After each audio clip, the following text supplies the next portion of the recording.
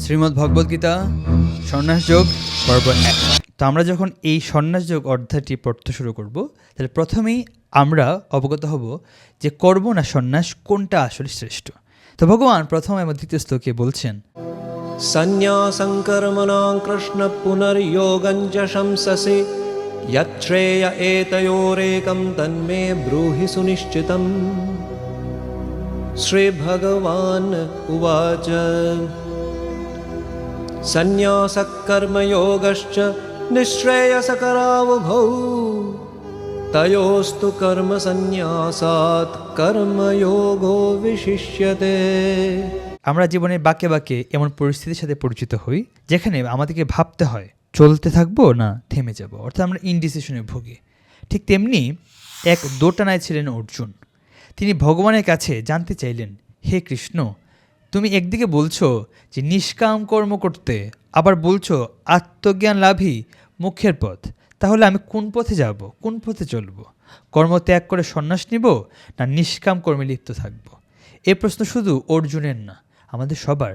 আধুনিক জীবনে যেমন একজন বাবা হয়তো সংসারের দায়িত্ব পালনের মাঝেও ভাবেন, আমি কি শুধু চাকরি করছি, আমার আত্মার যে উন্নতি তা কোথায়? অথবা একজন শিক্ষার্থী ভাবে, কেবল এবং কেবল প্রাতিষ্ঠানিক পড়াশোনাই কি আমার জীবনের উদ্দেশ্য হতে পারে, নাকি আধ্যাত্মিক অন্বেষণই আসল কথা? কারণ সে অনুভব করছে, আমি যে সিস্টেমে আছি সেখানে এত বৈচিত্র্য, এত নিয়মতান্ত্রিকভাবে সব কিছু চলছে, অ্যাটম থেকে শুরু করে মহাবিশ্ব ঘুরছে। অন্যদিকে আমার মাঝে যে চৈতন্য, যে কনসাসনেস, তার উৎপত্তি কোথায় এবং কিভাবে তা বিলীন হয়, সে ধারণা থেকে সে সন্ন্যাসের প্রতি আগ্রহী হয়। তাহলে এই কর্ম এবং সন্ন্যাসের মাঝে যে একটা দ্বিধা, তা আমাদের সবার মাঝেই রয়েছে।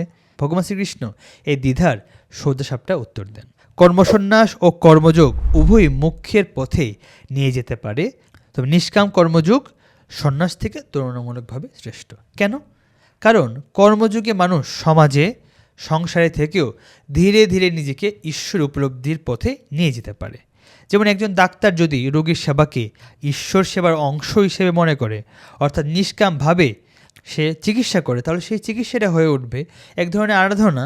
কর্ম তখনই কর্মসন্ন্যাস থেকে উন্নত, তা যদি নিষ্কাম হয়। মানে কর্ম হতে হবে ভগবানের সেবার এক রূপান্তর, তবেই তা সন্ন্যাস থেকে শ্রেষ্ঠ হবে।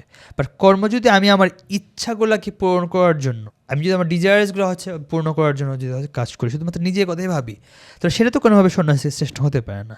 আমার যদি কাজের যদি লক্ষ্য হয় যে এটা আমি ঈশ্বর সেবা নিমিত্তে আমি কাজটা করতেছি, তখনই এই কর্মটা সেবা হিসেবে পরিগণিত হবে। পরবর্তী শ্লোকগুলো যদি আমরা আবার দেখি, তাহলে দেখব যে প্রকৃত সন্ন্যাসীকে। তো ভগবান বলছেন, জ্ঞেয়স্য নিত্য সন্ন্যাসী यो न द्वेष्टि न काङ्क्षते निर्द्वन्द्वो हि महाबाहो सुखं बन्धात् प्रमुच्यते। साङ्ख्ययोगौ पृथग् बालाः प्रवदन्ति न पण्डिताः एकमप्यास्थितः सम्यग् उभयोर्विन्दते फलम्। যিনি কাউকে ঘৃণা করেন না, কোনো ফলের লোভ করেন না, তিনি প্রকৃত সন্ন্যাসী। অর্থাৎ শুধু গেরুয়া বস্ত্র পরলে কেউ সন্ন্যাসী হয়ে যায়। যিনি মনের ভিতরে রাগ, দেশ, কামনা, লোভ থেকে মুক্ত, সেই সন্ন্যাসী। অর্থাৎ যিনি নিজের পঞ্চ ইন্দ্রিয়ের উপর সম্পূর্ণ নিয়ন্ত্রণ স্থাপন করতে পেরেছেন, তিনি প্রকৃত সন্ন্যাসী। এবং যারা এই অবস্থায় পৌঁছাতে পেরেছেন, তারা সংসার ত্যাগ না করেও সংসার বন্ধন থেকে মুক্ত হয়। অর্থাৎ এটি বোঝায় যে সন্ন্যাস ও নিষ্কাম কর্মযোগ উভয়ই আত্মার মোক্ষ লাভের জন্য সমান ফলদায়ক। কারণ নিষ্কাম কর্মযোগীরা অন্তে কর্ম সন্ন্যাসের দ্বারাই আত্মজ্ঞান লাভ করে মুক্তির পথে যায়। কেন নিষ্কাম কর্মই সন্ন্যাসের প্রথম ধাপ।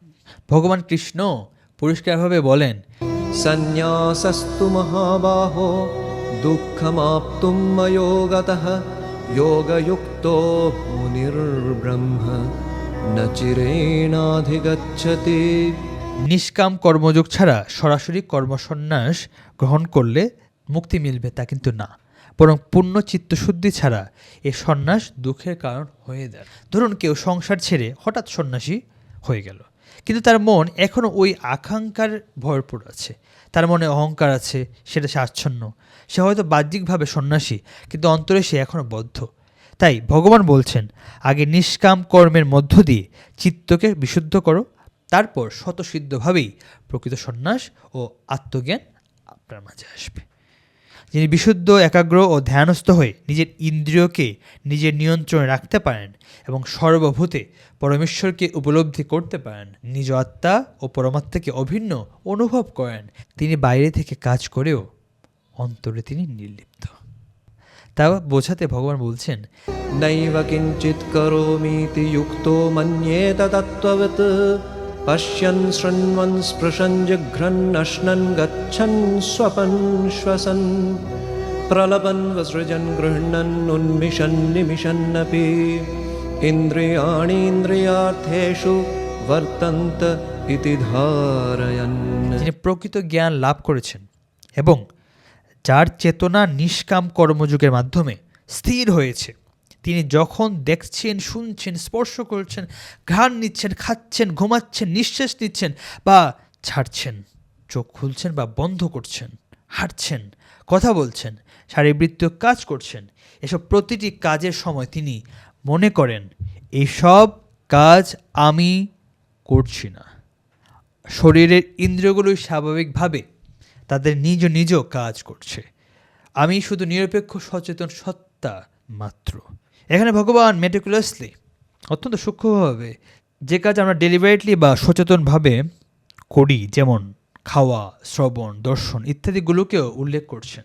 অন্যদিকে যে কাজগুলো আমাদের সাবকনসিয়াস মাইন্ডে বা অবচেতন মনে হয়ে থাকে, যেমন চোখ খোলা বা বন্ধ করা, নিঃশ্বাস গ্রহণ বা ত্যাগ, দুই ধরনের কাজকেই অ্যাড্রেস করছেন। ভগবান এখানে বোঝাতে চাইছেন, জীবনের প্রতিটি কাজকে তুমি এমনভাবে দেখো যেন তুমি আত্মা, এক নির্লিপ্ত সত্তা, কর্তা তুমি না। গভীরভাবে পর্যবেক্ষণ করলে দেখা যায় প্রতিটি কাজই আমাদের স্নায়বিক প্রক্রিয়ার ফল। যখন কোনো উদ্দীপনা মস্তিষ্কে পৌঁছায়, তখন নির্দিষ্ট মাত্রায় সোডিয়াম ও পটাশিয়াম আয়নের চলাচলের মাধ্যমে বৈদ্যুতিক সংকেত সৃষ্টি হয়, যাকে বলে অ্যাকশন পটেনশিয়াল। এই সংকেত যখন স্নায়ুকোষের অ্যাকশন টার্মিনাল এর শেষ প্রান্তে পৌঁছায়, তখন ডোপামিন, সেরোটোনিন প্রভৃতি নিউরো ট্রান্সমিটার সিনাপস অতিক্রম করে পরবর্তী কোষে নতুন সংকেত সৃষ্টি করে। এর মাধ্যমে বোঝা যায় যে আমরা আমি করছি বলে মনে করি, তা আসলে একটি জৈব তরঙ্গ নিয়ন্ত্রিত প্রতিক্রিয়া, অর্থাৎ শরীর বাহ্যিক উদ্দীপনার প্রতি এক প্রাকৃতিক ও স্বয়ংক্রিয় প্রক্রিয়া বা অটোমেটেড রিয়াকশন দেখায়। এই প্রক্রিয়ায় চৈতন্য বা আমি মানে আত্মা কেবল দ্রষ্টা বা সাক্ষী মাত্র। অ্যাকচুয়ালি ইন্দ্রিয়গুলাই বা সেন্সেসগুলাই মেন কাজটা করে থাকে। আত্মা এত নির্লিপ্ত, সে শুধুমাত্র ইন্দ্রিয়ের যে কাজগুলো করছে সে তা দর্শন করে, অর্থাৎ সে অবজারভার এবং সে তার মেশিনসগুলো, যেমন হচ্ছে আমাদের বডি, আমার ব্রেনসগুলো আছে, সেগুলো সে অবজার্ভ করছে, মেয়েটিগুলো সে কন্ট্রোল করছে। সো সবাইকে ধন্যবাদ পার্ট 1কে শোনার জন্য। Thanks to all.